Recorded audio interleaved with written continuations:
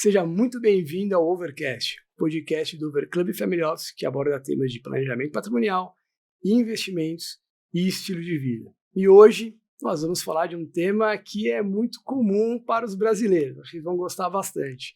Para isso, nós estamos aqui com duas feras, Pedro Oliveira, formado em Direito, especialização em Marketing pelo Mackenzie, MBA em Sport Business, LLM em Sports Law pela Columbia University nos Estados Unidos, 6 anos atuando com planejamento estratégico comercial em multinacionais e depois consultoria a clubes e empresas no Brasil e nos Estados Unidos.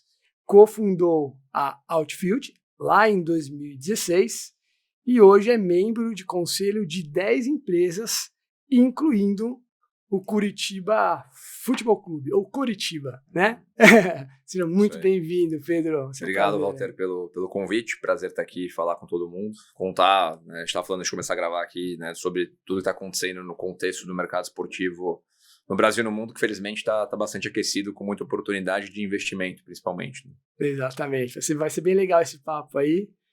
E também estou aqui com o Felipe Araújo, administrador de empresas, curso de investimentos alternativo pela London School of Economics, mais de 15 anos de experiência no setor financeiro, já passou pelo Itaú, pela Turin Family Office, e desde que ingressou ali na Outfield, lidera a equipe de crédito e de fundos estruturados. Então tem muita bagagem aqui para a gente conversar sobre investimentos esportivos, mas antes disso, roda a vinheta.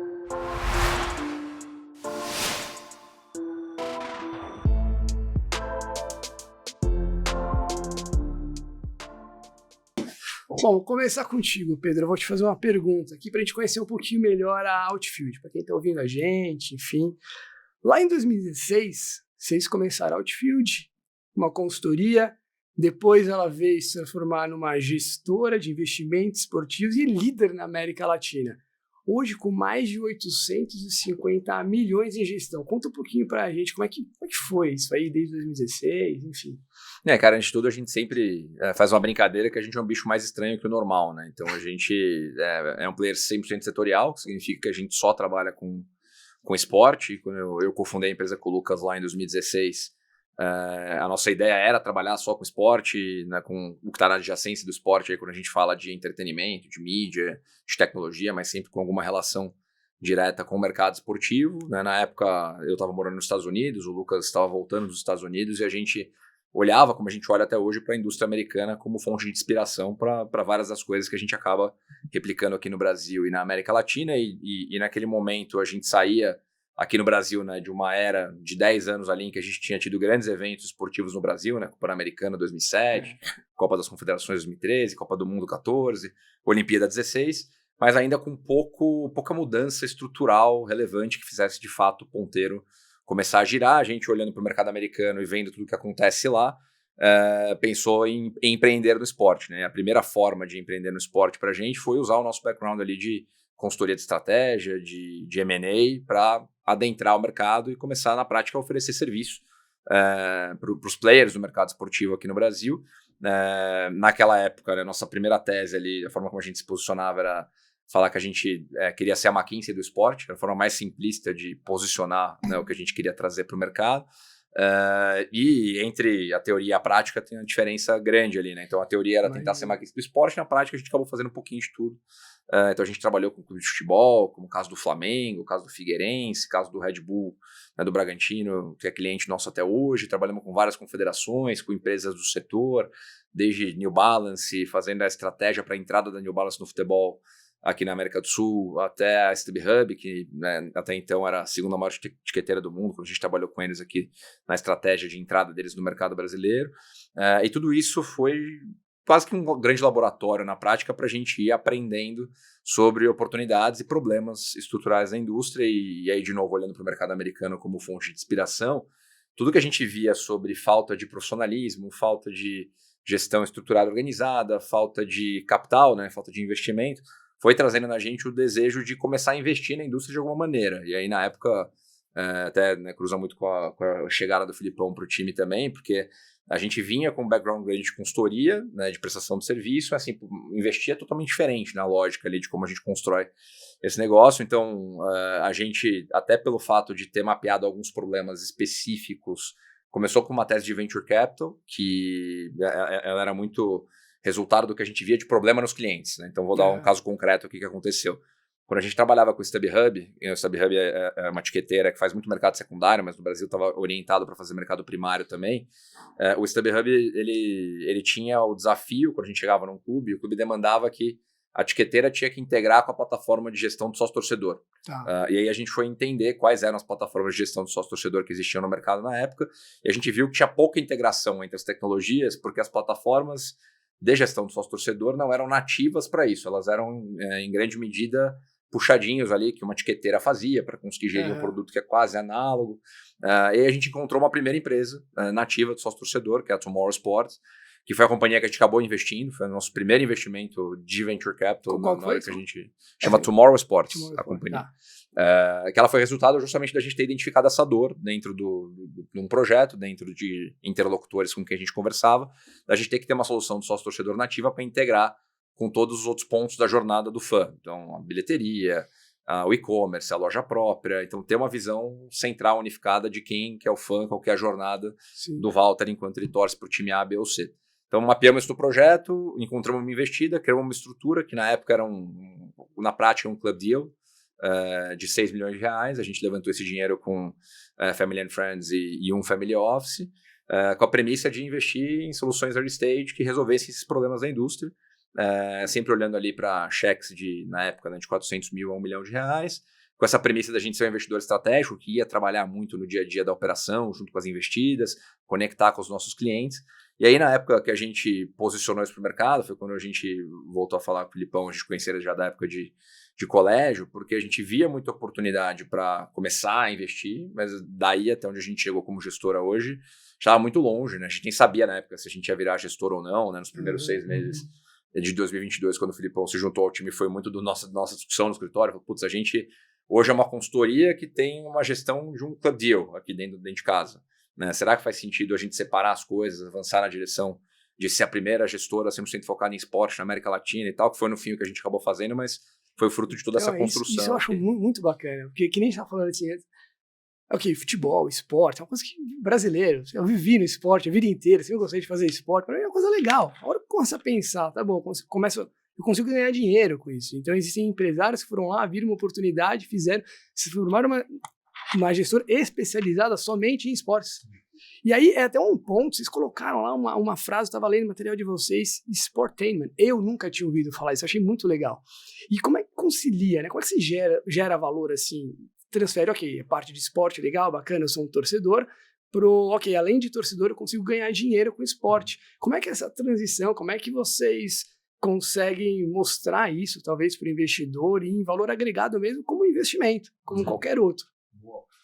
Acho que até complementando aqui o que o Pedro falou, acho que tem um marco muito importante, né, que é um divisor de águas ali, que é a lei da SAF em 2021, que a gente até brinca e compara com outras indústrias, né, que todas as indústrias, seja o agronegócio ou o real estate, eles tiveram um marco legal que você traz a segurança jurídica para trazer o investidor institucional.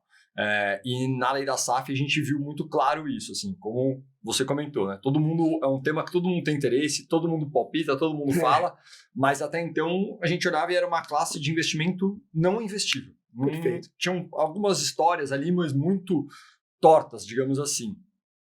E aí, trazendo um pouco para o meu mundo, né? O meu mundo, meu histórico, como você comentou, mais de investimento, olhando muito investimento alternativo, eu percebia que o investidor ele era muito carente de teses descorrelacionadas, de teses diferentes. Então, quando o Pedro olha da ótica do ativo, ali de olhar para mercados desenvolvidos e entender que a indústria estava muito mais madura, porque você tinha um passivo, um investidor que financiou isso.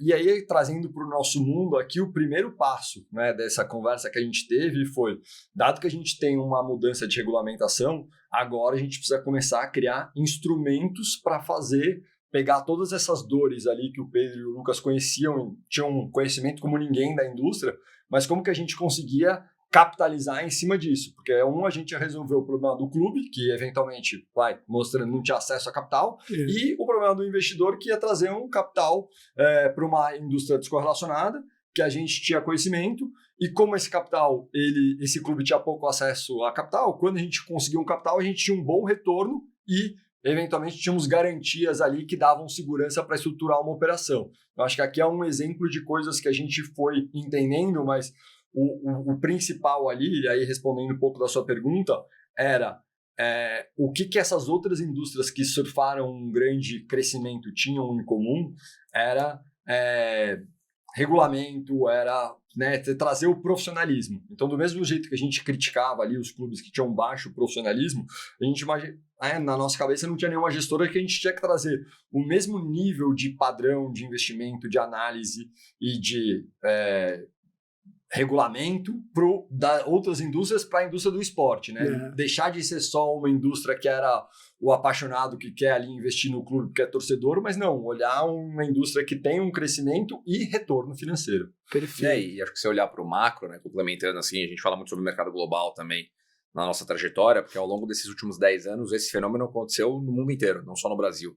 Você tem o capital institucional procurando a classe de ativo esporte como uma classe de ativo interessante para você alocar valor, né? Você alocar dinheiro e construir valor no médio e longo prazo. Muito disso acontece por conta do que você falou aí, Walter, da história do Sportainment, da gente ter meio que a fusão definitiva entre esporte e entretenimento, porque a partir do momento que a gente tem um smartphone na palma da mão, a gente tem nossa atenção sendo disputada, né, 24 horas por dia, 7 dias por semana, e nesse contexto, o esporte ao vivo, ele é uma das principais plataformas de entretenimento, que além disso, é uma das últimas formas de você conseguir reter a atenção de um consumidor, de um usuário.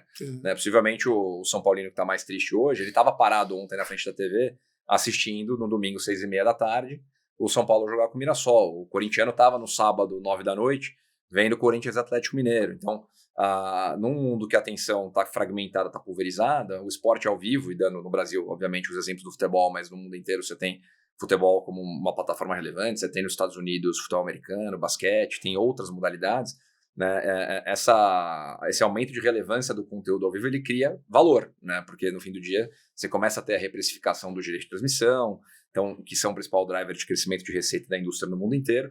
Isso faz com que o investidor institucional, em grande medida o private equity, olhe para esse negócio e fale, putz, ali eu tenho uma boa classe de ativo para alocar capital, que além dela estar nessa curva de ascensão, né, de criação de valor, ela tem um outro elemento que é muito específico dela, que é a relação monogâmica sua com a marca. Né? Então, se você é torcedor do Palmeiras, do Corinthians, do São Paulo, você não vai comprar, né? O corintiano não vai comprar São Paulo, o São Paulo não vai comprar Palmeiras, o Palmeiras não vai comprar Corinthians. Né? Você tem uma relação monogâmica que envelhece muito bem no tempo, né? O lifetime value do teu cliente, ele tende a aumentar se você trabalhar bem essa relação. Então, essas duas variáveis, né, do crescimento do valor de transmissão no mundo todo e a relação monogâmica do lifetime value grande a longo prazo do torcedor com esse ativo, fizeram com que a classe de ativo fosse muito bem analisada e alocada por capital institucional, aqui no Brasil, nos Estados Unidos, na Europa. Por isso que a gente vê, tem alguns dados legais assim, de dividir. Né? Hoje, nas top 5 ligas de futebol do mundo, que são... Quais são? A Premier League na Inglaterra, a La Liga na Espanha, a Bundesliga na Alemanha, a Série A na Itália e a França, né? Liga 1 na França. Dentro dessas 5 ligas, mais de 50% dos clubes já tem capital de private equity, capital institucional, né? Não só private equity, mas fundo soberano, endowment, mais de 50%? Nossa, cidade é isso. Mais de 50% já tem capital institucional alocado justamente por conta desse fenômeno que vem acontecendo há 10 anos. Mas aí, capital alocado não em clubes especificamente? Em equity clubes. Em equity clubes. Exato. Tá. Então, o fenômeno não está acontecendo só no Brasil, ele é global. Então, muito pegando o gancho no que o Filipão estava falando, nosso trabalho aqui hoje no mercado brasileiro é criar as condições para que o alocador institucional, o alocador que está acostumado a olhar para a bolsa, está acostumado a olhar para agro, acostumado a olhar para real estate, acostumado a olhar para crédito estruturado, ele entenda que o esporte no Brasil, o futebol é parte enorme disso. O marketing também, relações públicas do Brasil no futebol também, acho que eles têm uma vantagem aí, né? É isso, porque você tem que provar, que é o nosso papel, né? Mais acima do assunto ser divertido, o assunto ser legal, então a gente tem que provar para o alocador que a indústria é viável de receber investimento, que as estruturas estão lá, né, que tem regulamentado, tem regulamentação, tem responsabilidade jurídica, tem todos os mecanismos que ele vai encontrar em outras indústrias. Então, muito do nosso trabalho hoje é esse trabalho de aspas aí, de missionário, né, de explicar para o mercado financeiro que a indústria esportiva e o mercado do futebol estão avançando nessa direção. Legal, é muito interessante isso. Então, se a gente for olhar lá em 2021, SAF, a regulamentação passou a ser possível investimentos em valor aqui no Brasil de uma maneira, né, mais segura. Tá legal, eu quero investir, esse alternativo começa a fazer sentido, mas não é só de investimento em SAF, por exemplo, que vive uma gestora que é focada 100% em investimentos alternativos. Indo um pouco para essa parte de equity, ou falando de venture capital, a Outfield também investe em startups do esporte, que não necessariamente são clubes de futebol, certo? Quando vocês param para, o que é importante para vocês, o que vocês buscam identificar nessas empresas mais early stage para falar, olha, pode ser um investimento interessante, uma tese interessante. Tem alguma coisa que vocês procuram mais? Como é que funciona isso aí? Cara, acho que, pegando o gancho, né, tendo que eu abri falando aqui que a gente é um bicho estranho, que eu tô focado num setor só, pelo fato da gente estar focado, né, só nessa indústria, a gente como gestor hoje tem um desafio.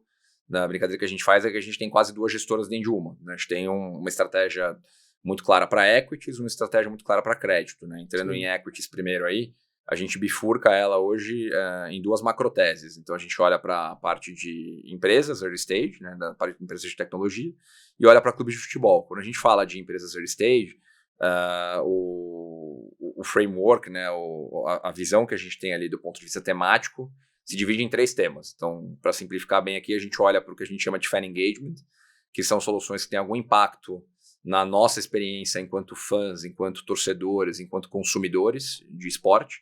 E aí entra o exemplo da Tomorrow Sports, aqui que eu comentei, que é essa plataforma de tecnologia para gestão de programas de sócio-torcedor, que hoje faz a gestão de programas de sócio-torcedor como Santos, Bahia, Ceará, Red Bull Bragantino, Goiás e vários outros. Que se a gente for olhar para um venture capital tradicional, ela é um SaaS B2B, mas um SaaS B2B adequado às necessidades do mercado do futebol, fazendo a gestão da relação da paixão com o apaixonado, né, do torcedor com o clube dele, botando tecnologia nesse processo para organizar tudo que acontece ali. Além da Tomorrow, tem um outro case bem legal que a gente estava comentando rapidinho antes de começar a gravar, que é a BPAS. A BPAS é uma plataforma de biometria facial para acesso a grandes eventos. E ela teve um crescimento estrondoso aí nos últimos 2 anos e meio, desde que o fundador começou o negócio. Quanto? Quantos anos e meio você falou? Não, teve um crescimento enorme aí nos últimos 2 anos e meio, né, em termos de valuation, assim, 10 vezes no período, né, mas a história é legal, assim, vou fazer 2 minutos para contar, né, porque o fundador veio do ramo de biometria, e aí na virada de 22 para 23, ele estava muito focado ali em resolver o problema do efeito manada, né? Então, o gargalo da fila, né? Todo mundo quer entrar 10, 15 minutos antes, faz aquela fila, todo mundo atrasa, fica bravo, dá problema, né? O QR Code faz ali, em média, 7 acessos por minuto numa catraca, e aí ele mirou em tentar melhorar a conveniência do torcedor na hora de acessar um espetáculo, seja um jogo de futebol, seja um evento de entretenimento.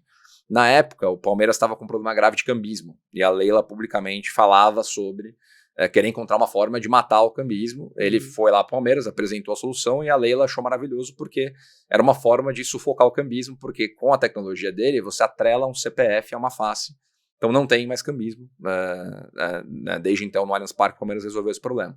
E aí, você tem que ter um pouquinho de sorte para empreender também, né? Ele começou a empresa em janeiro de 23. Em abril de 23, o governo federal alterou a Lei Geral do Esporte, que é o que regula todo o funcionamento do esporte no Brasil, e tornou obrigatório que todos os estádios com capacidade superior a 20 mil pessoas tivessem o acesso via biometria facial. E ele era a única empresa pronta para atender essa necessidade. Então, por isso que nesses últimos 2 anos e meio, a empresa teve um crescimento incrível. A gente foi o primeiro investidor da empresa lá nesse momento, ali depois que ele fechou o contrato com o Palmeiras em maio de 23. E hoje ele tem aí 80% de market share no futebol, já levou a solução para outras indústrias, então hoje trabalha em grandes eventos, já fez rodeio de Barretos, rodeio de Aguariúna, então a solução ela funciona muito bem para consumo de eventos esportivos ou de eventos de entretenimento. Então isso tudo para falar da vertical de fan engagement. A gente também olha para a vertical de mídia, então onde a gente olha para soluções que estejam voltadas à produção e distribuição de conteúdo e propriedades intelectuais. O melhor exemplo aí é uma empresa de produção de conteúdo que a gente investiu também em 2023, chamada Religion of Sports, a ROS, ROS, que é uma empresa que produz séries para Netflix, para Amazon, para HBO, Apple, enfim, todos eles, focada no nicho esportivo. Então, para quem já viu aí as séries de Simone Biles, Aaron Rodgers, Conor McGregor, Tom Brady, Serena Williams, então eles são a empresa que produz esses conteúdos e vende esses conteúdos para a plataforma de streaming. Entendi. Do outro lado. Foi uma empresa fundada por várias celebridades, dentre elas o Tom Brady. A gente entrou já num estágio até um pouquinho mais avançado da empresa, num Series A que eles fizeram naquela época, mas como a gente queria ter um primeiro investimento fora, e é uma empresa que está posicionada num nicho muito líquido hoje, porque transaciona muito, vende-se muito conteúdo para lá e para cá, né? A gente viu também já um crescimento grande dessa empresa nesses últimos 2 anos desde que a gente investiu. E por último, a gente tem a vertical de performance e wellness, onde a gente procura por soluções que tenham algum impacto na nossa saúde, né? Na nossa prática esportiva, seja na melhoria de performance, na prevenção de lesão, né? Num lifestyle mais saudável. Então a gente procura por soluções. Legal. E você tem algum exemplo dessa última parte de performance e wellness? Eu tenho sim, cara. A gente, no primeiro veículo, lá de 2019 2020, que era o Club Deal, a gente investiu numa empresa de BH chamada Radar Fit.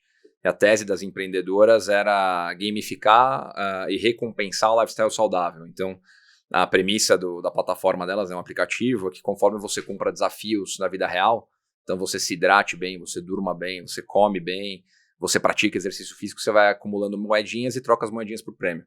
Um modelo de negócio análogo ao Gympass, vende muito direto para RH de grandes empresas, nessa premissa de vamos melhorar a saúde dos colaboradores. Então, exemplifica bem aí o que é essa terceira vertical. E a gente olha muito também e não investimos ainda, mas já olhamos vários cases de melhoria de performance mesmo, física, né? Então, até cruza um pouquinho com a nossa segunda macrotese de Quit Futebol, que a gente vê hoje, né, não só no Brasil, mas no mundo, cada vez mais investimento indo para a performance física, para você prevenir lesão, para você ter uma prática, né, aumentar o nível dos atletas. Então, a gente olha muito para esse lado, ainda não investimos nessa frente, está muito conectada ali à Health Tech, né, mas ainda não chegamos lá. Então, do ponto de vista temático, são essas três aí, né? O Fan Engagement, a mídia e performance. E nessa última parte, eu acho uma coisa legal, eu não sei se vocês falaram performance e wellness, porque o wellness não necessariamente tem a ver somente com esportes, né? Então você falou um pouco de health, que eu tô usando esse Oura Ring, que é totalmente desde março, achei muito legal, mede sono, tô vendo que você usando uma pulseirinha da Whoop também, que é a concorrente, faz, né? Eu acho muito legal. Esse outro dia me perguntaram, vale a pena? Eu falei, putz, a melhor compra que eu fiz. Você ficou olhando? Não, mas só de saber que eu olho lá e falo, tá legal, tá melhor, tá pior, eu acho muito bacana. E minha esposa falou, pô, essa indústria de wellness é uma das que mais cresce no mundo há muito tempo. E você começa a reparar, realmente, olha o boom que teve, sei lá, só em academias, nos últimos 15 anos, não sei desde quando tem, as pessoas estão mais preocupadas realmente com a saúde do que estavam. E essa parte de wellness aqui, você falou sobre esses... Eu já vi, inclusive, não sei se tem a ver, mas a gente trabalha com planejamento patrimonial e tem algumas seguradoras de vida que, inclusive, reduzem o prêmio de quanto você vai pagar se você conseguir ter hábitos saudáveis. Não é simplesmente fazer um exame físico que está lá bem, mas se você tem alguns hábitos saudáveis, na renovação da sua pólice, você paga você tem um desconto. Então, é interessante esse ponto aqui de wellness, performance wellness, enfim, bacana. E falando em termos de retorno, tá? Dando uma olhada ali, vocês têm um fundo chamado Outfield Capital One e teve um baita de um sucesso. Vocês conseguem falar um pouquinho? A gente está entrando agora no período de desinvestimento dele, né? A gente ainda não chegou no ponto de ter esse baita sucesso, né? Até agora ele é um sucesso relativo no papel, porque as 5 empresas em que a gente investiu fizeram rodadas subsequentes, né? E a gente, né, seja na Tomorrow, na Radar Fit que eu comentei agora, na Cimesh, Final Level e Galaxy, que são 5 investimentos, muito do nosso papel ali, quando as empresas ainda estavam no estágio pre-seed, seed, era de fato levar o empreendedor do 0 para o 1, e aí fazer a nossa saída, fosse num Series B, fosse num evento de saída para o estratégico, né? E até agora a gente não concretizou esse passo da saída, mas as rodadas subsequentes que todas as empresas fizeram, e aí lado legal, todas captando com outros fundos, né? Então a gente conseguiu, nesse trabalho nosso de missionário, né, levar essas investidas para investidores institucionais que já alocam capital, seja em venture capital tradicional, seja em private equity, né? Então, dando exemplos aqui, né, a Cimesh e a Radar Fit são investidas pela Domo, o Final Level é investido pela Lens Capital, então a gente conseguiu construir esse relacionamento das nossas investidas com outros alocadores, e nesse processo aí de marcação para cima, né, de novas rodadas e novas avaliações, o portfólio valorizou aí quase 3 vezes até agora, né? Então a gente está no momento agora, entrando no momento de desinvestimento, justamente focando em encontrar a janela de saída para o nosso investidor, para a gente enquanto gestor ali também. Legal, né? Saber que você pode participar desse mundo do esporte e ainda ter o retorno financeiro, porque antes de conhecer um pouco mais sobre o que vocês fazem, inclusive, minha cabeça mais de torcedor mesmo era sempre, ok, gosto de futebol, né, jogo tênis, enfim, sempre tenho uma vida muito ligada ao esporte, mas eu não colocaria nenhum real em esporte, porque eu tenho medo de investir em alguma coisa que não consigo depois ter regras claras para saber como é que funciona. No futebol especificamente, agora a gente falou da SAF, das regras que tem. A última vez que a gente conversou, você comentou claramente quais são as garantias que se podem. Eu até queria entrar um pouquinho depois nesse detalhe, que eu achei até curioso quais são as garantias nesse mundo. E para quem está assistindo, a gente não entende muito bem, quando a gente fala assim de venture capital, via de regra, a gente está emprestando dinheiro, está entrando com participação em um negócio que ainda não necessariamente está operacional. A gente está mais no início, né? Mais no início daquela ideia, está provando algumas coisas. Quando a gente passa para o ponto do private equity, já é uma empresa onde ela já está operando, lá ela não vai ter capital na bolsa, por exemplo, e aí quando o Curitiba pode virar uma SAF em 2021 e que vocês decidem entrar, acho que é legal a gente falar um pouquinho dessa tese, porque é muito interessante, né? Inclusive, a gente está gravando hoje, provavelmente eles vão subir a primeira divisão, né? Acabou faltando 5 rodadas ainda. Bate nas madeiras. Mas é o líder, né? Tava vendo antes, falei, olha que bacana. Já que não é um momento tão legal, né? Que São Paulo tomou de 3 do Mirassol, é um momento legal para falar sobre essa participação aqui no Curitiba e como é que vocês enxergam, né? Como é que, vou entrar lá no Curitiba, vou fazer algumas coisas e depois eu vou ter uma saída e vai gerar um retorno. Explica um pouquinho desse mundo pra gente aí. Boa. Eu acho que aqui você diferenciou bem, né? A nossa cabeça são muito empresas em estágios diferentes, né? Então, o Venture Capital é uma empresa mais inicial, que tem tecnologia embarcada para crescer. Então, os exemplos que o Pedro deu. E aqui, na SAFs, eu acho que aqui foi meio que um caminho natural, né? Com a mudança da regulamentação e a gente querendo formar uma gestora para que investe na tese do esporte e do entretenimento, o caminho natural de participar de aquisição de compras de clubes. Até o primeiro case, até antes um pouco, que acho que é legal comentar, como a gente chega no Curitiba, um caso antes, que é o caso do Maringá, que é um clube que ele já vinha sendo cliente da Outfield, mas muito mais na vertical de consultoria, então prestando o que o Pedro comentou no começo da conversa de consultoria estratégica. Quando o clube decide se transformar em SAF, já com uma cabeça muito visionária de se preparar para receber rodadas de investidor, a Outfield ajuda ele a preparar toda essa parte legal, e aí é um caminho natural de, a gente acredita na tese, você tem um ativo bom, trazer investidores para esse primeiro ativo. Então foi um case super legal, que até ele que fez lá, foi um fio condutor ali para a gente chegar no Curitiba. Acho que até é legal comentar do Maringá, quando fez o investimento, ele não tinha divisão nacional. Hoje ele está disputando a Série C do campeonato brasileiro, então assim, ele já teve uma ascensão super forte, e a gente, de novo, depois a gente vai falar bastante sobre isso, de como a gestão profissional, como trazer o capital de terceiros ali começou a subir a régua, e você tem, como você sabe bem, lá a curva J do Private Equity, tem um começo ali, mas depois isso já começa a dar retorno e a gente já está vendo aonde o clube está hoje. No Curitiba, vocês ainda estão nessa posição a gente está agora, a gente está até no momento de saída, muito por conta de um eventual ali conflito de interesse pelo Curitiba, né? São 2 clubes da mesma região que disputam o mesmo campeonato regional, então a gente acabou iniciando o relacionamento com a Tricorp, que é uma gestora de private equity tradicional aqui de São Paulo, que ela é muito focada ela não é focada em consumo no geral, mas ela é agnóstica a investimento de setores. Eles acabaram iniciando a análise de investimento no Curitiba. A gente tem um ótimo relacionamento com os sócios ali. Eles chamam a gente para analisar junto com eles. A gente cria um veículo de co-investimento do Curitiba. e aí vai ali entender a dor. Acho que a gente sempre fala isso, né? Uma coisa é você estar fora olhando a indústria e depois é você estar dentro de fato do clube, por mais que seja prestando serviço de consultoria, mas estando ali com as rédeas do clube e entendendo a magnitude de um clube como o Curitiba, que é um clube de 1,5 milhão, 2 milhões de torcedores. O clube quando fez a aquisição, ele estava num processo ali, ele estava na Série A. Hoje ele está disputando a Série B, mas como você comentou lá no processo de voltar para a Série A, felizmente.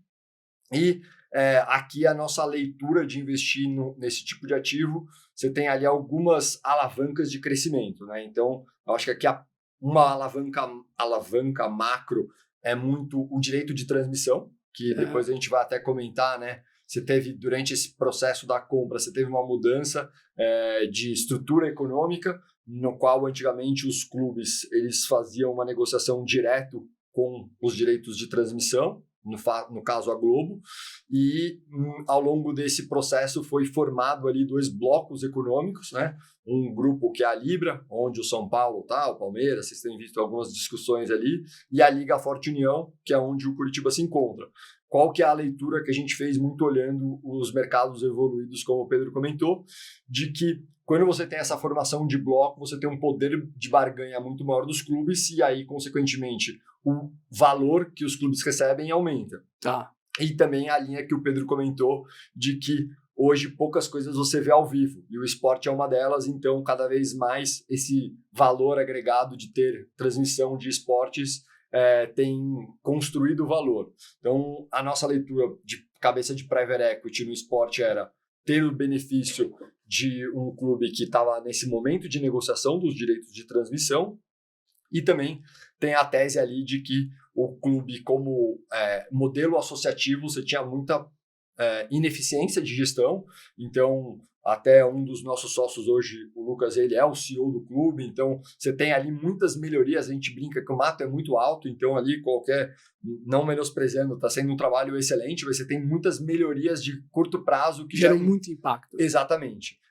E tem a tese que a gente, aí como brasileiro, você sabe bem, e é torcedor, a tese de venda de atletas. O Brasil sempre foi um grande celeiro, então hoje o Brasil é o maior exportador de jogador, e a gente acredita que teve uma mudança de regulamentação, que no passado os empresários eles conseguiam capturar mais esse ganho, né, com a venda dos jogadores. Hoje a legislação está pressionando um pouco mais e concentrando isso mais nos clubes. Então, os clubes que são os formadores, os clubes que conseguem ter o equity ali da venda de grandes jogadores em geral, e a gente acredita que esse mercado não vai mudar muito, né? O Brasil vai continuar vendendo muito jogador, então é também uma alavanca de receita importante para essa tese do private equity dentro da indústria esportiva. Não sei se... Eu acho bem interessante essa tese assim, de investimento em futebol, mato alto, cortar. Eu consigo entender isso. Assim, fazer o arroz com feijão bem feito já vai gerar um resultado absurdo aqui. Eu comentei com você fora do ar, eu estava semana retrasada, passada, num evento de multifamily office nos Estados Unidos, e eu conheci um empresário americano que ele, em 2019 ou 2018, ele comprou um clube de futebol, o Bordeaux. Tô totalmente fora desse assunto, mas eu acho muito interessante. Eu batendo papo com ele no final, no network lá, ele comentou das histórias dele, que ele fez, mas que basicamente ele entrou nesse mercado porque mudaram as regras lá na França e, pelo que eu entendi, virou SAF também. E ele quis comprar um time, eu não lembro acho que na época se o Bordeaux estava na primeira ou na segunda divisão, mas ele falou que ele está querendo inclusive comprar um clube brasileiro da Série A. E eu falei, mas por que você não investe num clube da Série B? Porque na Série B você investe menos dinheiro, o clube sobe, daí você ganha mais dinheiro de televisão. Eu falei, porque tá todo mundo querendo fazer isso. E aí todo mundo investe um caminhão de dinheiro para entrar num time da Série B, para subir com esse time e ganhar muito mais notoriedade. Enfim, você vê um time com claro, fan engagement. Eu imagino que vocês devem procurar também clubes que estão na Série B, mas que tem uma base de torcedores altos que podem impulsionar em subindo para a Série A. O tamanho da receita que se vê, por exemplo, de televisão é enorme, mas tem muita gente fazendo isso. Se dá errado, talvez o prejuízo seja enorme. Aí, na ocasião, ele falou que ele queria na Série A, porque ele colocava um valor maior, sim, só que o risco dele era muito reduzido para fazer esse tipo de operação. Ele tinha feito lá na França, tinha dado certo, ele comentou que ele vendeu o clube 2 semanas antes da pandemia, então acabou tendo até sorte aqui para vender. E vocês fizeram uma aposta no sentido de uma tese de investimentos em um clube que todo mundo conhece, né? E provavelmente vai dar certo subir para a Série A. Mas vocês não pararam por aí. A gente ia gravar antes esse podcast e a gente preferiu adiar ele um pouquinho porque vocês estavam conversando com os franceses aí. E agora tem essa bela notícia aqui, bem legal, acho que dá pra gente conversar um pouquinho, ainda nesse mundo do equity, do futebol, falando um pouquinho do Le Mans. Como é que essa tese de investimentos, Le Mans, acho que todo mundo conhece esse nome, muito pelas 24 horas de Le Mans, para quem gosta de automobilismo, mas como é que foi essa ideia? Aí, o porquê o Le Mans? Cara, você tocou num ponto aí que é a tese de investimento, né, e o Filipão explicou bem antes também, a gente acaba... separando também em 3 caixinhas ali a tese de investimento em clube de futebol. Isso vale para o Brasil e vale para o mundo inteiro. Até porque no nossa vertical de advisory lá, hoje a gente trabalha também com alguns grupos, alguns investidores que estão comprando clube no Brasil e fora. Então, a gente exaustivamente debate isso, né? Você tem que investir em um dos 3 perfis e os 3 perfis se cruzam em alguns momentos e acho que vai ficar mais claro por quê. Porque a gente olha para clube que a gente chama de clube, né, plataforma, marca, canhão, que são os principais clubes do Brasil, do mundo, né, clube que tem massa crítica, que tem torcida, que está em cidade com grande mercado consumidor. E aí, né, no Brasil a gente tem 20 desses clubes aí. Felizmente o Curitiba entre eles, né, como o Filipão falou, entre 1,5 milhão e 2 milhões de torcedores, numa capital extremamente estruturada, organizada, com potencial econômico, com uma marca grande, né, super reconhecida. Da mesma forma, você tem o exemplo do City Football Group fazendo um investimento no Bahia, né, o Vasco tem o mesmo potencial, o Botafogo tem o mesmo potencial, o Cruzeiro tem o mesmo potencial, o Atlético Mineiro. Então, das negociações que aconteceram até agora, tem alguns clubes com esse perfil, né, de clube canhão, como a gente brinca. Tem a tese de formação, né, como o Felipe falou também, que hoje o Brasil ele representa aí, ordem de grandeza, 15% de toda a movimentação de atletas no mundo inteiro, né? Então, de todas as transações que acontecem no mundo, no mercado do futebol, 15% são jogadores brasileiros indo de um clube para o outro. Nos últimos 10 anos, se não me engano, o Brasil vendeu 10 bi de euro de jogador. 10 bi. Só exportação, né? O cara que sai do Brasil para fora.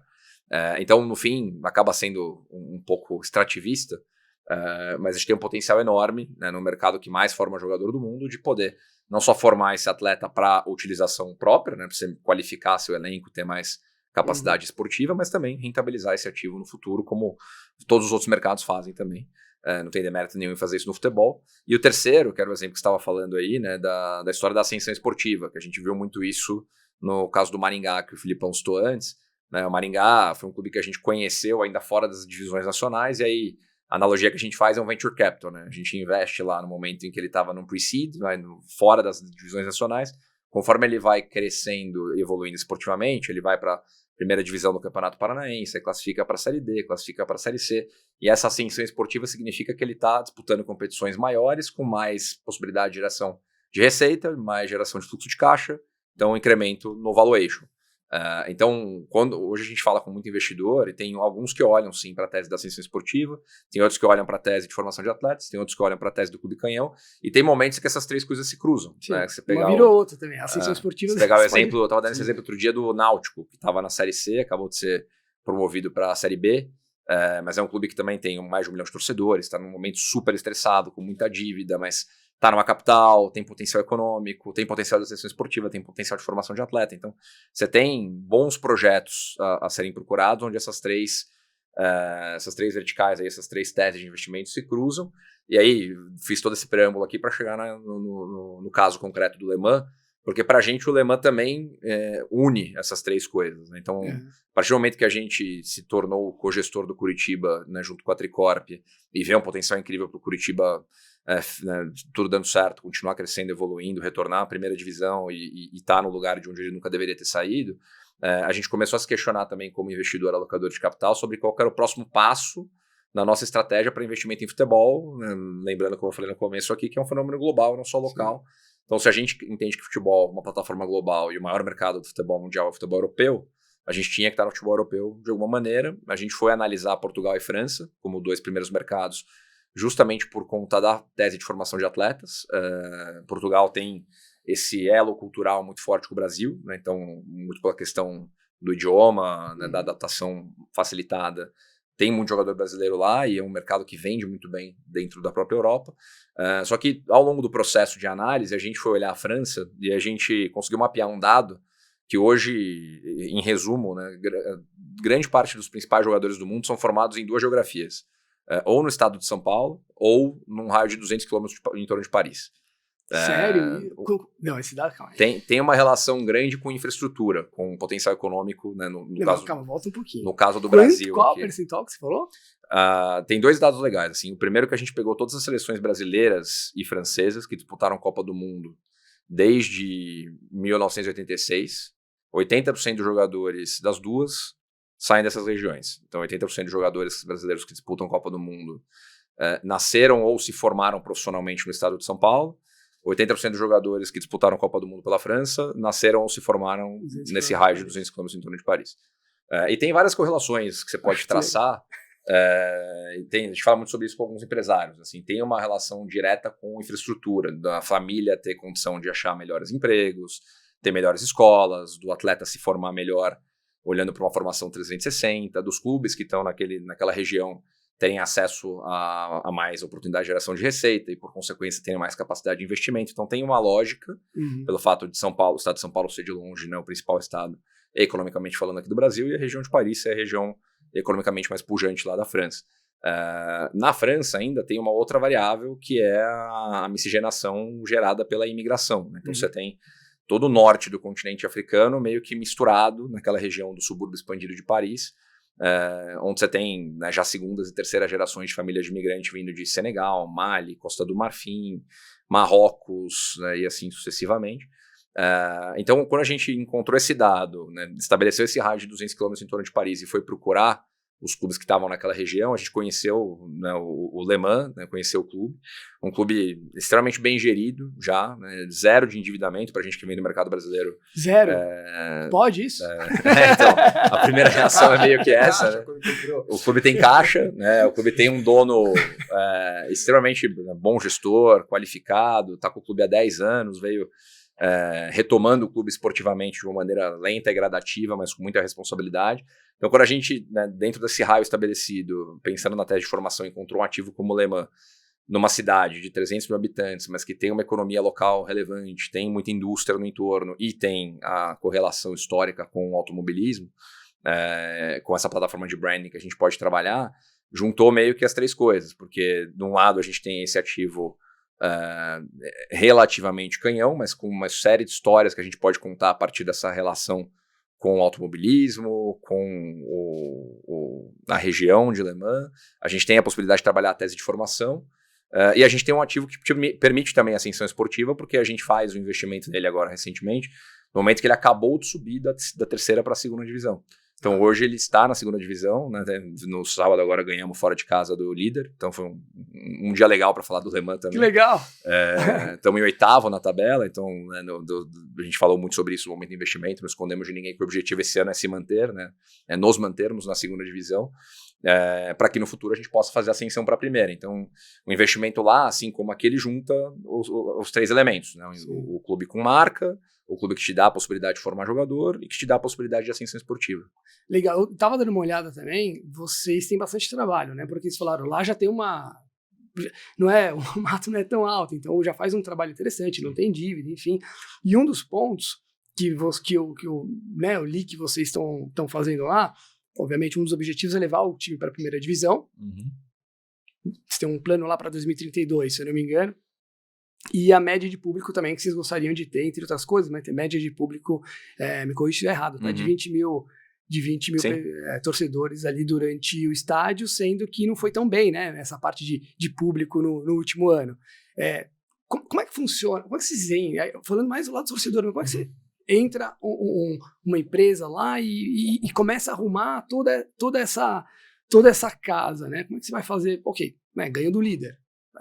já sabe que tá fazendo alguma coisa direito ali, já subiu da Série C, já tá na B, daqui a pouco já pode estar na primeira divisão. Mas são muitas coisas que precisam fazer, e uma coisa é fazer isso no Brasil, outra coisa é fazer isso na França também. Eu imagino que vocês precisam de diversas ou complementar com diversos outros profissionais aí, para conseguir avançar com esses planos que vocês têm. E uma coisa que ficou muito, muito bacana, que eu fiquei impressionado, vocês comentaram duas coisas. Primeira, clubes com marca de lifestyle. Eu vi que vocês, né, falaram bastante disso.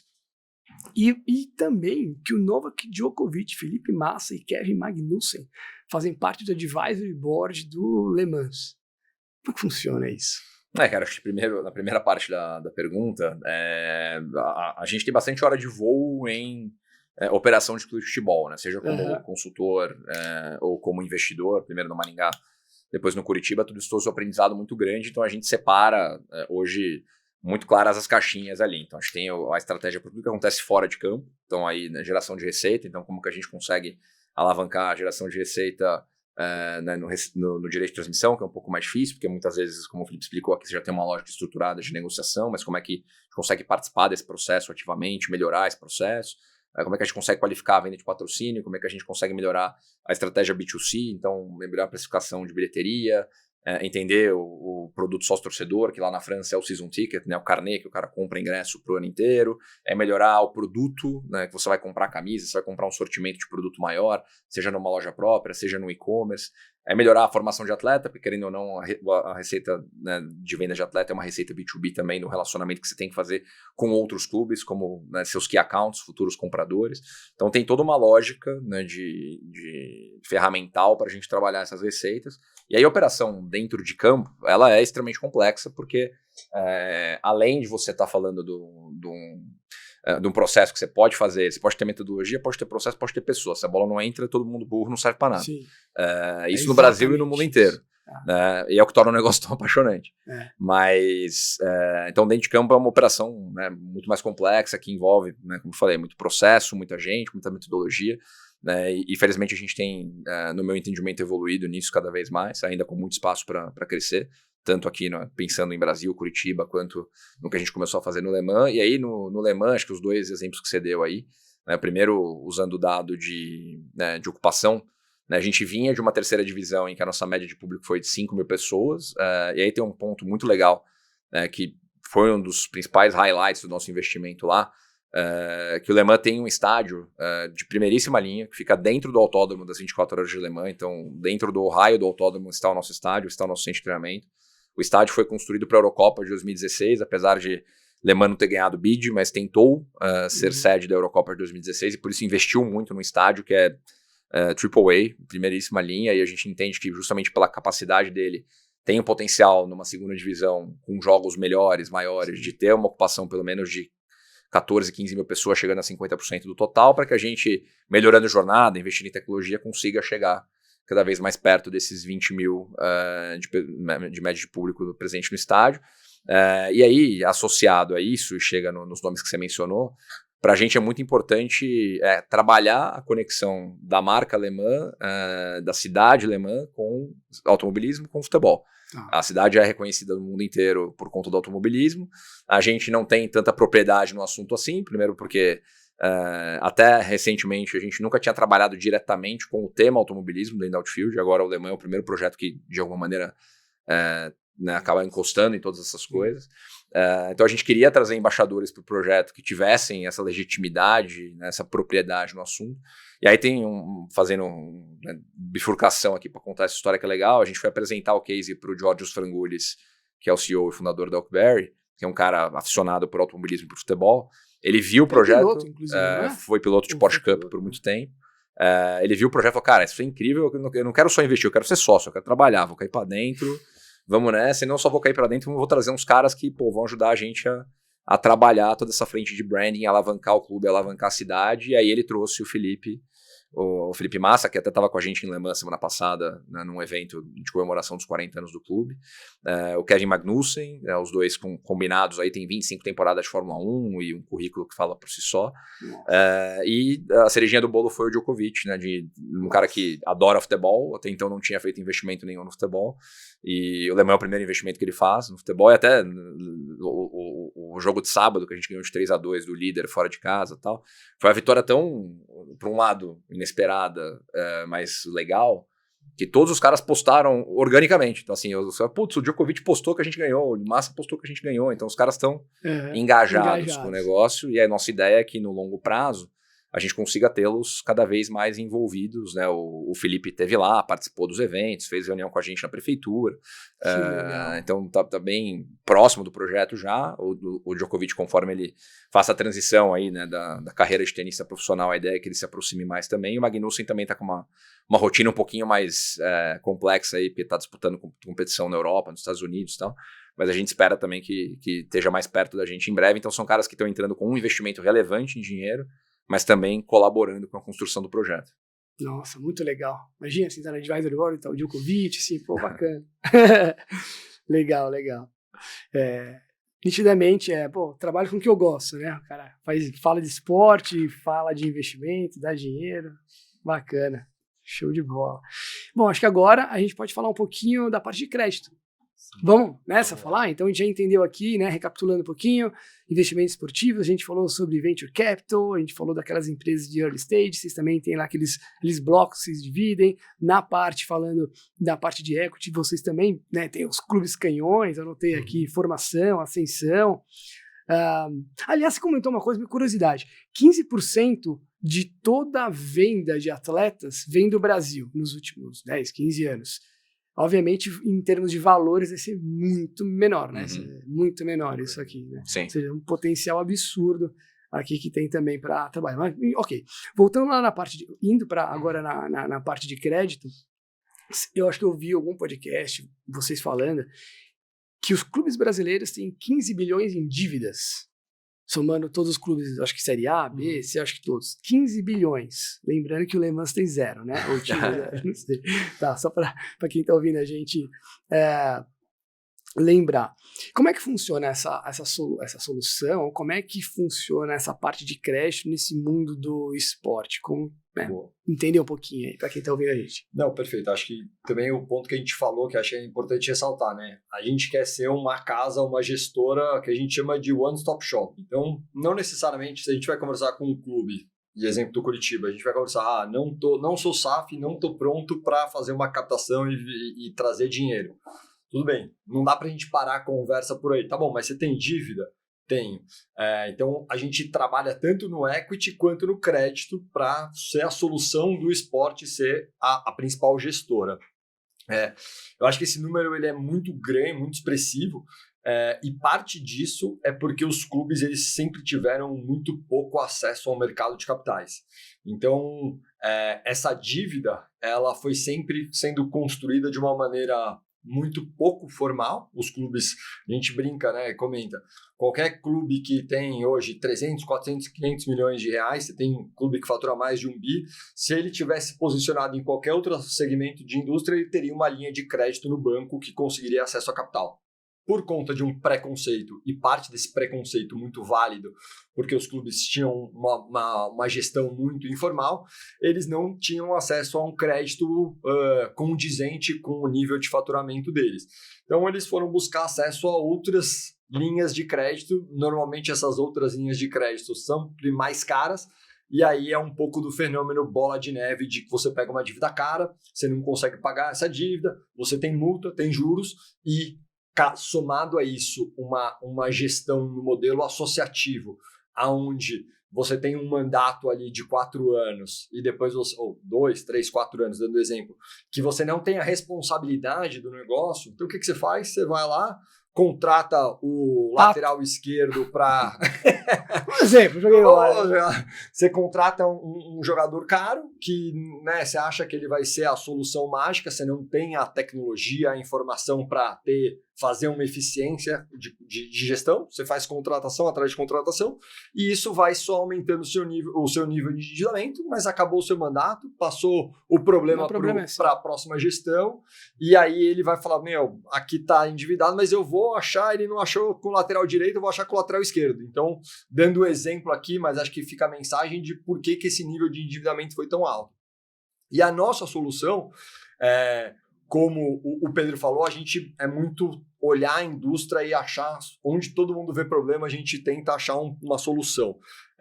E muito na linha disso o banco não está dando crédito por quê? O que você tem de recebíveis que a gente pode olhar para entender? E, de novo, trazendo um pouco mais, faz sentido, né? Com a lei da SAF, a gente acha que a indústria começa a melhorar e subir de patamar. Então, você traz melhores patrocinadores, então você traz um volume maior, você tem o estádio é melhor, então a torcida começa a engajar mais, então você tem mais receitas que a gente chama do B2C, né, que são os consumidores. A plataforma de sócio-torcedor é melhor, então eu viro sócio-torcedor para engajar mais com o meu clube. O fenômeno que, conforme os clubes brasileiros vão melhorando as finanças, no passado, você lembra, era sempre jogador bom e ia para fora do Brasil. Sim. Tinha um caminho só, Guarulhos, vou para fora. Agora não, o Fortaleza, o Palmeiras, você tem bons clubes pagadores aqui que compram jogadores no mercado interno aquecido. Uhum. Então isso começa a ter recebíveis bons para a gente olhar. Desde 2021, 2022, se você se lembra bem, aquela época o mercado, a taxa de juros estava muito baixa. Então você tinha muito investidor olhando para o equity e o crédito não estava com tanta atenção. Conforme os juros foi subindo, para um clube que tem pouco acesso ao mercado de capitais, fica mais difícil ainda você captar dinheiro. Então a gente começa a olhar diferentes soluções, e aí são esses recebíveis, esses diferentes recebíveis que o clube tem, que muitas vezes o clube nem sabia que ele poderia utilizar isso como colateral numa operação de crédito. E a nossa, acho que aqui o exemplo do primeiro fundo que a gente coloca de pé, que é o fundo do São Paulo, e aí eu sei que como o São Paulino gosta do tema, qual que era a nossa leitura do fundo da estrutura do São Paulo, né? O São Paulo, um clube grande, tinha um alto nível de endividamento, ele ainda consegue acesso ao mercado de bancos de médio porte ali, com uma dívida cara, então ele pagava muito de juros, eram sempre dívidas de curto prazo, porque no futebol sempre o alocador ainda tinha não tinha a visibilidade e o entendimento de, olha, o clube pode cair, como você comentou, para a segunda divisão, e aí acabou recebível. Não é bem assim. A gente conhece e entende que você tem outras ali, mínimos garantidos, ou contratos de mais longo prazo. Então, o banco sempre deu dinheiro, mas deu um dinheiro caro e de curto prazo. Uhum. E, além disso, essas operações, elas tinham muito colateral. Então, o que é isso? Eu vou dar 10 milhões para o clube, mas eu vou pegar 50 de garantia. Então fica uma operação muito interessante para quem está dando, mas para quem está recebendo fica um pouco estrangulado. Sim. Então a nossa leitura foi, se a gente conseguisse centralizar todos esses recebíveis do São Paulo em um FDIC exclusivo para o clube, a gente conseguiria um dinheiro mais barato, que ele poderia pagar dívidas mais caras e sair dessa bola de neve de pegar dívida, não pagar dívida e aí ter juros mais caros, e a gente conseguiria traçar um plano de redução do endividamento dando mais prazo para o clube. Então essa foi a nossa leitura, a gente foi muito feliz de fazer esse primeiro veículo com o clube, foi um processo de mais de 1 ano e meio ali, pode imaginar toda a parte... Você tem a parte técnica do negócio, que faz sentido e para de pé. O clube contratou empresa de auditoria para validar os números e comparar o quanto que o valor de crédito que o clube tinha versus o quanto a gente ia dar para ele, quanto de economia ele teria nesse prazo do fundo de 4 anos e meio. Mas você também tinha um lado político, dado que o clube ainda é uma associação. Mas felizmente a gente conseguiu superar essa barreira. E o fundo foi muito feliz ali, tanto da parte do ativo, que a gente está conseguindo fazer essas antecipações desses recebíveis. Então, exemplos aqui, a gente antecipou o contrato da Globo, o contrato de patrocínio. Hoje, um exemplo de um contrato que a gente antecipou. O São Paulo é patrocinado pela Demicon, né, uma grande empresa aí de consórcio. A Demicon ela renovou com o São Paulo até 2030. A gente tem total conforto no crédito da Demicon. A gente traz esse contrato longo ali a valor presente, dá isso no caixa do clube para ele pagar essas dívidas mais caras, e esse fluxo que a Ademicon tem que pagar para o São Paulo, ela paga uma parte para a gente. Então, essa é a lógica aqui do FDIC. Deixa eu só te interromper, porque tem uma pergunta importante aí que quem está ouvindo deve ter essa mesma dúvida. Lógico. Esse valor que vocês conseguem antecipar para o clube conseguir reduzir a dívida, ou seja, ele está trocando uma dívida que é mais cara por uma dívida que é mais barata e está alongando o prazo. Isso para o clube é interessante e tem uma gestão interessante lá dentro. Ele é obrigado a utilizar isso para pagar a dívida ou cabe ao clube, ao presidente, ao conselho escolher a forma que eles vão utilizar esse dinheiro? Não, ótima pergunta. Eu acho que assim, aqui a gente começou a já ter um poder maior perante operações estruturadas como essa, de colocar algumas garantias e alguns travas no clube. Então, aqui parte desse dinheiro, a gente fez um estudo muito extenso, e aí, de novo, acho que fazendo o link de entender muito como os outros clubes funcionam, o quanto de gasto que o clube tem que ter para ser competitivo.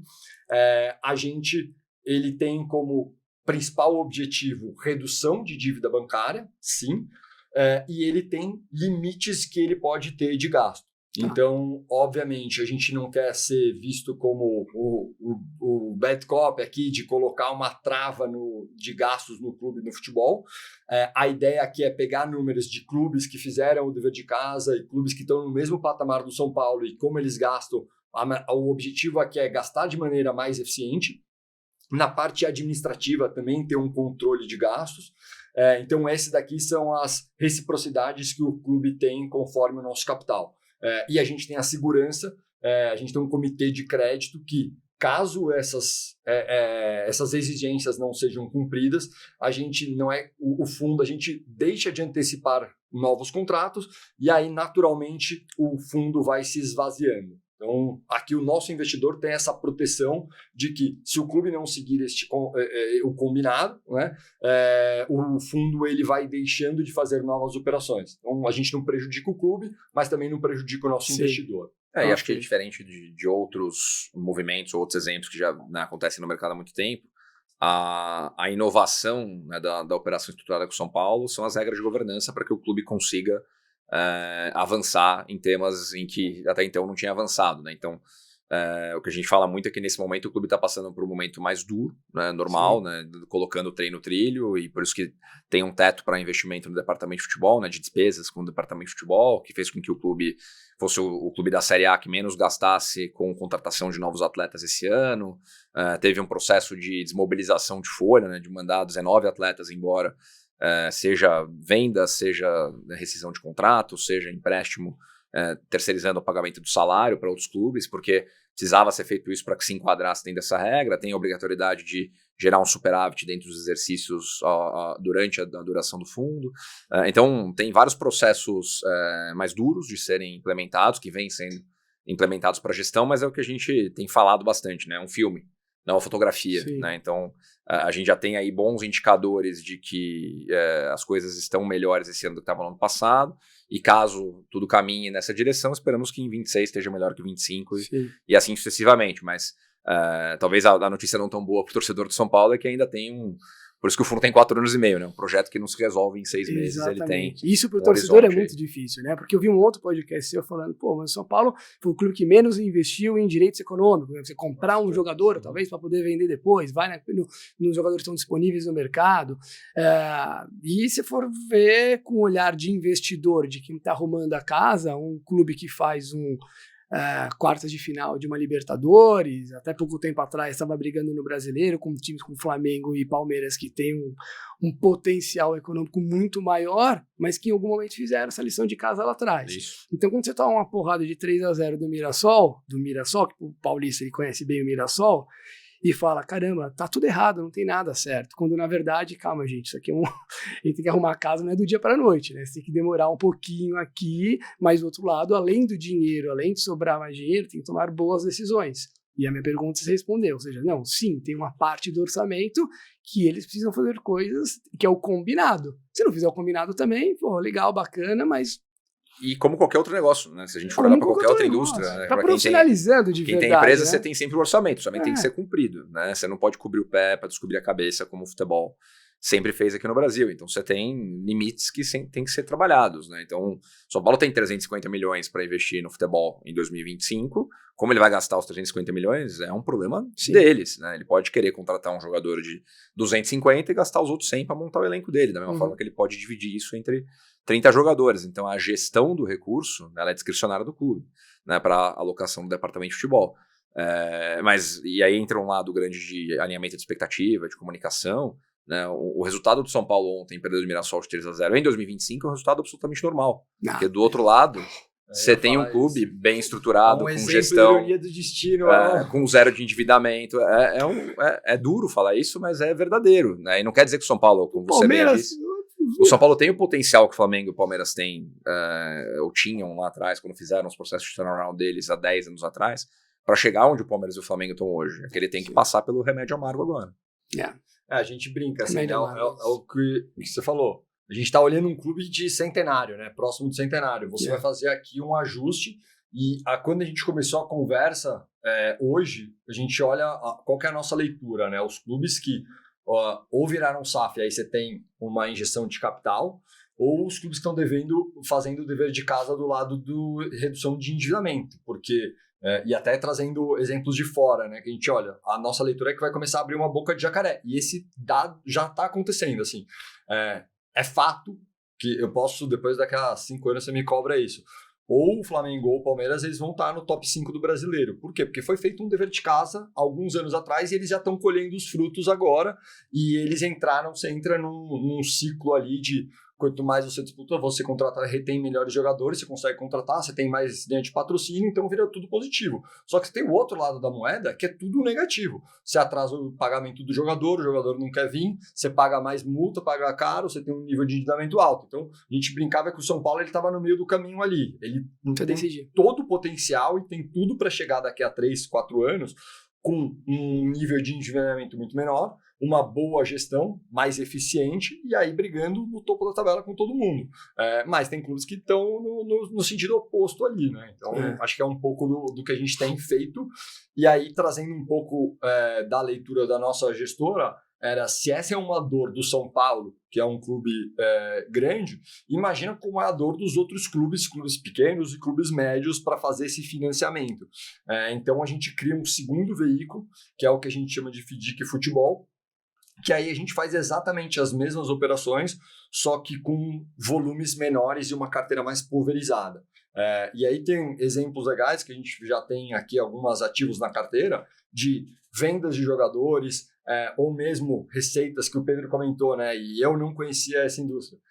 Como é que é o programa do sócio-torcedor? O sócio-torcedor ele não serve como garantia para uma operação de crédito no banco, mas para a gente, o sócio-torcedor, então, vai explicando, o torcedor ele paga para uma empresa, a empresa repassa isso para o clube. Ou seja, eu não vou correr o risco de crédito do clube, eu estou correndo o risco pulverizado ali dos torcedores de uma carteira que a gente estuda, vê como é que o comportamento quando o clube está no topo da tabela, quando está na parte de baixo da tabela. Então a gente usa esse aqui como um colateral de uma operação de crédito.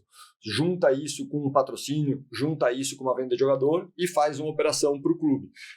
A gente tem sido muito feliz e aí você começa também a ter um ciclo positivo de se posicionar no mercado. Isso aqui é uma coisa que a gente trabalhou muito nos últimos anos para ser a referência, tanto do lado do investidor. Então hoje algumas casas, e aí o exemplo do FDIC Futebol, a gente tem algumas grandes instituições financeiras, algumas gestoras de nome no mercado financeiro tradicional que decidem entrar no futebol, mas aí elas falam, eu vou fazer tudo o que fizer junto com a Outfield. E do lado das operações, dos ativos, a gente começa a ter os clubes. No passado era, cara, a gente ligando para todo clube, correndo atrás, e você não quer fazer operação e tudo mais. Hoje em dia, a gente já começa a ter um pouco do inverso. Vocês fizeram uma operação com um clube super estruturado, super legal. Eu quero fazer isso também. Eu tenho esse recebível. Então, aqui a gente começa a já surfar um pouco o benefício de ter se posicionado antes e ter os parceiros estratégicos corretos. Interessante. E do lado do investidor, se o investidor fala, nossa, legal, esse podcast foi bacana, entendi, gostei da Outfield. Ele consegue investir, coparticipar, por exemplo, no Le Mans? Ele consegue coparticipar, entrar num FDIC do São Paulo, do Palmeiras, do Flamengo? Porque a leitura que eu estou fazendo aqui vale mais a pena participar de um FDIC do seu clube do que participar do sócio torcedor para ajudar ele. Tô brincando, uma pergunta polêmica. Mas eu tô falando assim, você também tá ajudando muito o seu clube ao participar de um FDIC. Eu acho que também é uma forma de se posicionar. Ao você investir num FDIC do São Paulo, por exemplo, e ajudar o São Paulo a se organizar, eu tô falando São Paulo aqui, mas eu tô brincando, pode ser qualquer time. Claro. Você tá de fato ajudando o seu time a se organizar para que 2, 3, 4 anos você poder vibrar lá com o seu time. Mas se você é um torcedor ou não é simplesmente um investidor e você quiser fazer parte desse mundo, como é que o pessoal acessa Outfield? Como é que funciona? Perfeito. Eu acho que assim, hoje o nosso objetivo é trazer, como eu falei no começo, né, essa classe de ativo como investimento. Aqui, obviamente, nosso sonho grande é cada clube grande ter um FDIC exclusivo que a gente vá trabalhar, mas eu acho que quando o investidor está botando na classe, no FDIC futebol, ele está investindo, de novo, numa tese descorrelacionada, que ele não tem nada no portfólio dele, é uma tese muito resiliente. Aqui a gente, sempre quando a gente vai conversar, a nossa indústria não interessa. Se o PIB tiver 3%, mais 3% ou menos 3%, a indústria do esporte ela tem uma dinâmica própria e a indústria vai continuar crescendo, né? A gente tem até exemplos legais, o exemplo da Argentina, que é uma economia muito fragilizada. O torcedor ele deixa de comer carne para comer frango, ele para de comer, mas ele vai, a alegria dele que é o esporte de quarta a domingo lá, ele continua contribuindo. Então o futebol manteve um crescimento apesar do macroeconômico muito fraco.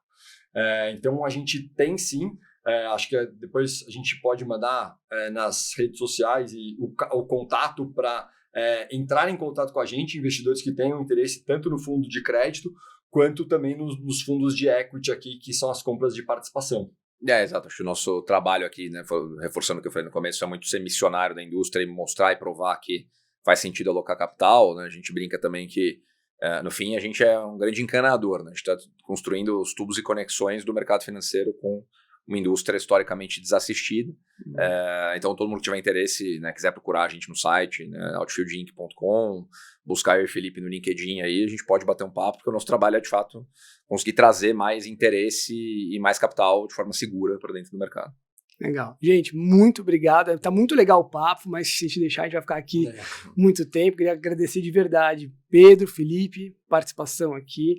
Se você que gostou desse tipo de podcast falando sobre investimento, planejamento patrimonial, estilo de vida, investimentos, acessa, segue o nosso canal aqui no YouTube, não sei se onde está vendo, tem no YouTube, tem no Spotify também, tem mais canal, mais conteúdo como esse, e para achar vocês, a gente já falou aqui, né, no Instagram da Outfield, como é? Outfield Inc. Outfield Inc. E também no site também? Isso, no site também tem todas ali as informações. A gente, cara, tá super interessado de trazer esses investidores. A gente tem muito exemplo de conversa que começa com um investidor, vou colocar um volume pequeno, mas traz um amigo, traz um estratégico. Eu acho que aqui, como o Pedro falou, a gente tem muito prazer de trabalhar com algo que a gente gosta, de trazer um retorno financeiro e que gera muito interesse das pessoas, né? Que é o nosso trabalho do dia a dia.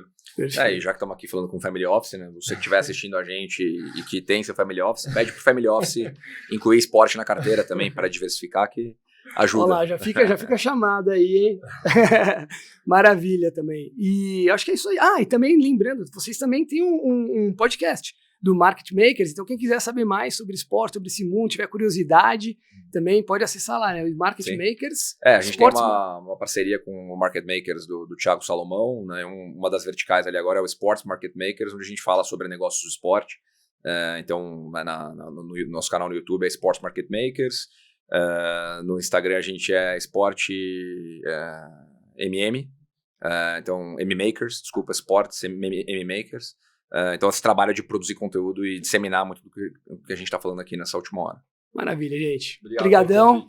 Ficamos na próxima. Obrigado. Um abraço.